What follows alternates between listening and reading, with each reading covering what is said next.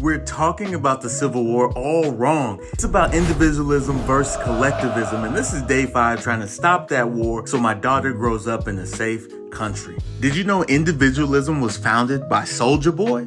He said it's about you. No, the individualism was actually established through Christianity. You hear Christianity and you're thinking, no, there's in-group and out-group dynamics. Yes, historically that is true. You hear the Crusades where these empires were forcing Christianity on people. You think of even Christian nationalism where people are grouping, but that's not the rooted part of Christianity. That was the old church acting like an empire. But later things shifted to where it was about the personal connection between you and God. That's why the Protestant Reformation changed things. It said you can read the Bible, you can understand it, and you can talk to God.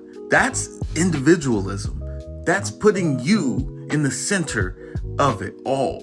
Faith became more about the person rather than the group. In collectivism, the group controls who you are. Catholicism leaned more to the group and the priest, right, and the leadership. But Protestants said each person is responsible for their own faith. And it's this version of Christianity that the U.S. founders leaned on. This is why they pushed for a separation of church and the federal government, because they didn't want the federal government to infringe on the individual. They didn't want the federal government to infringe on states.